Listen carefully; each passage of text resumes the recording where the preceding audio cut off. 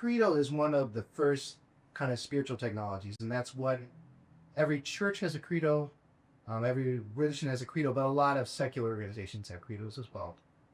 And if you're in an organization and you want to change the values of that organization, one thing you should look at is what are their written statements of belief, and are they following them? And it's no good to have a statement of belief if it's never referred to. You can never pull it out. Another one is ritual. There's a book that was really popular recently called Atomic Habits. I don't know if anybody's read that one. In general, it's about these little habits that you can do on a daily basis and how those habits can change your life. But another name for a habit is a ritual if you do it over and over again. What's the difference between a ritual and a habit? Yeah, that's a really good question. I'm going to throw it open to the group. A ritual feels more intentional. Yeah. I think so. Rituals are intentional. And again, a ritual is a way of interact with another level of reality. So when you have a ritual like, say, communion, physically what's happening is there's bread, there's wine, or maybe grape juice, and people partake of it. But on a spiritual level, something else is happening.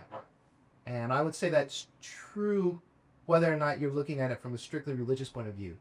Rituals, if they're not individual rituals, they can have a really binding quality for a group.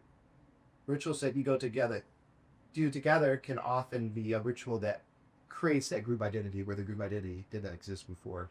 I want to move on to another religious technology, which is Sabbath.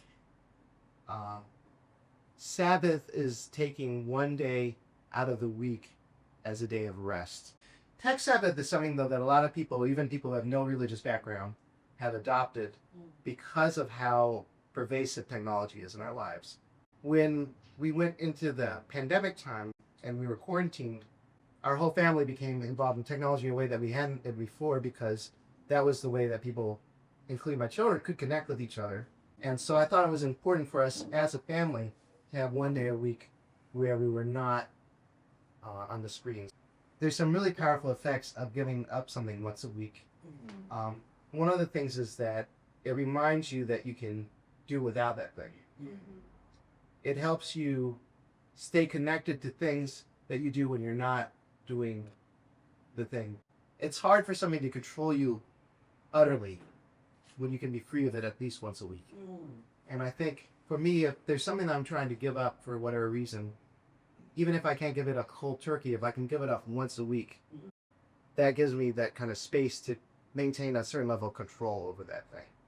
Anything I think that is a bad habit that you want to break, if you can give it up at least once a week, that's a start.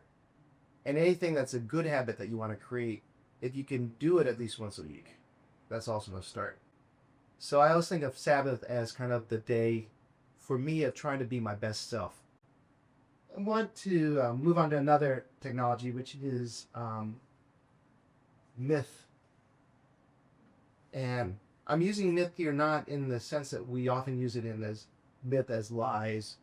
What I'm talking about when I talk about myth is I'm talking about access to a realm of symbolic meaning.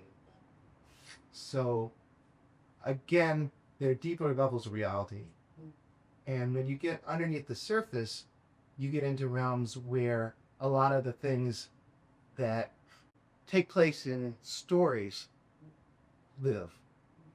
And every once in a while, that realm kind of intrudes into our world.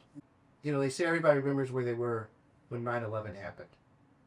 When the planes hit the towers, for me that was a moment where that was a mythic experience coming to life.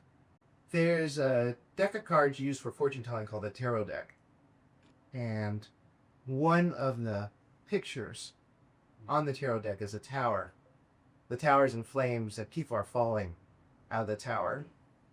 And when 9/11 happened, what I saw was that image. The tower in flames, the people falling from it. And that's one of the examples of myth coming into our world. But there are other ways that we can interact with myth. Artists are people who often work directly with the Yote realm. We have to understand that we live in a world that's created by stories.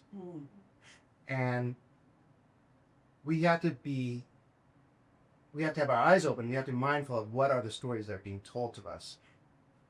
One of the things is that when you watch mass media, there are a lot of stories being told. A lot of times those stories have philosophical content. And a lot of times that philosophical content is not positive content. It's really important to be intentional about the stories that come into us and ask ourselves, what message is this story giving us? And artists are really important because artists have the ability to change those stories, change those narratives, change these myths. Another religious technology is confession. Confession, a lot of what it does is it makes things visible. And when things become visible, you can address them. And when you can address them, you can heal through them, or you can do better. And if you're in a culture that's always covering over things, then it becomes a toxic culture where the toxins just keep on building up under the surface. And you're often in environments where people feel that they cannot confess to mistakes or errors. Another religious technology is services.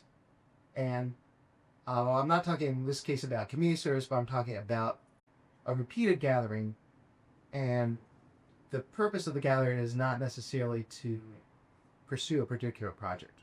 I've come to really view that kind of communal gathering as something very important, something that's really lacking in today's modern world. Whether or not you're in a religious context, I think it's very important to have that in your life in some way, shape, or form.